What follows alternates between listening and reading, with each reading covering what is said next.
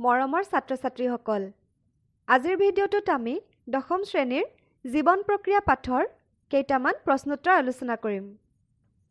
পৃষ্ঠা নম্বৰ 105ৰ প্ৰথম প্ৰশ্নটো আছে, শ্বাস-প্ৰশ্বাসত অক্সিজেন আহৰণ কৰিবৰ বাবে জলচৰ জীৱতকৈ স্থলচৰ জীৱসমূহৰ সুবিধা কি?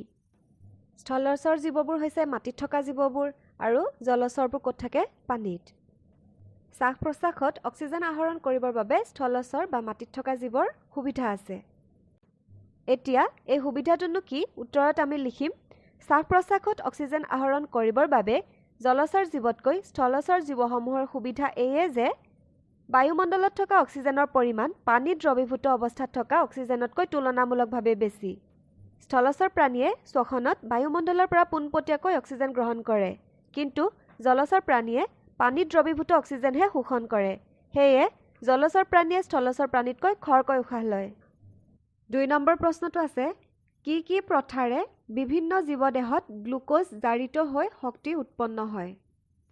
গ্লুকোজৰ ফৰ্মুলাটো হৈছে C6H12O6, অৰ্থাৎ ই এটা 6টা কাৰ্বনযুক্ত অণু। গ্লুকোজ জাৰিত হৈ শক্তি উৎপন্ন হ'বলৈ প্ৰথমে 6টা কাৰ্বনযুক্ত গ্লুকোজ অণু ভাঙি 3টা কাৰ্বন অণুযুক্ত পাইৰুভেট অণুৰ সৃষ্টি হয়। এই প্ৰক্ৰিয়াটো সংঘটিত হয় কোষ পৰশত বা সাইটোপ্লাজমত। এই পাইৰুভেট অণু ভাঙি যোৱাৰ বিভিন্ন প্ৰক্ৰিয়া আছে। এই প্ৰক্ৰিয়া কেইটা হৈছে, প্ৰথমটো আমি লিখিছোঁ অবাধ শ্বসন।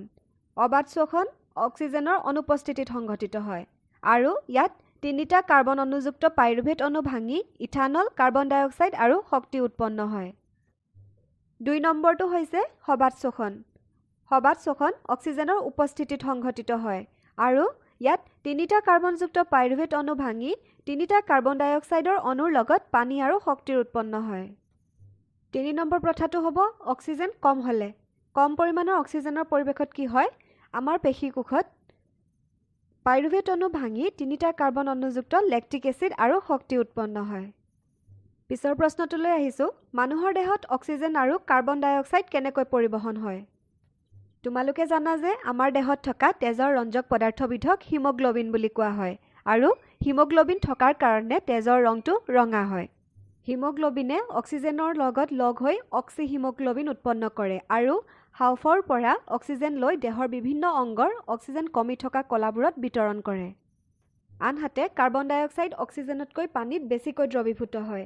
সেয়েহে ই তেজৰ প্লাজমাত দ্ৰৱীভূত হৈ দেহৰ বিভিন্ন কলাৰ পৰা হাঁওফাঁওলৈ পৰিবহন হয়। গতিকে উত্তৰটো এনেদৰে লিখিবা, মানুহৰ দেহত অক্সিজেন আৰু কাৰ্বন ডাই অক্সাইডৰ পৰিবহন তেজৰ দ্বাৰা সংঘটিত হয়। তেজৰ লোহিত ৰক্ত কণিকাত থকা হিমোগ্লবিনে অক্সিজেন কঢ়িয়ায়। আনহাতে পানীত বেছি পৰিমাণে দ্ৰৱীভূত হোৱাৰ বাবে কাৰ্বন ডাই অক্সাইড তেজত দ্ৰৱণীয় ৰূপত পৰিবাহিত হয়। শেষৰটো প্ৰশ্ন, প্ৰচুৰ গেছ বিনিময়ৰ কাৰণে মানুহৰ হাঁওফাঁও কিদৰে গঠিত হৈছে? উত্তৰটো হ'ব, হাঁওফাঁওৰ ভিতৰত শ্বাসনলীডাল সৰু সৰু কিছুমান শাখাত বিভক্ত হৈ বায়ুকোপ গঠন কৰে। বায়ুকোপবিলাকত অসংখ্য ক্ষুদ্ৰ ক্ষুদ্ৰ ৰক্তকেশিকাই জালিকা গঠন কৰে। উশাহ লোৱাৰ সময়ত মধ্যছদাখন নিম্নগামী হ'লে হাঁওফাঁওৰ ভিতৰলৈ বায়ু প্ৰৱেশ কৰে আৰু বায়ুকোপবিলাক বায়ুৰে পৰিপূৰ্ণ হৈ পৰে।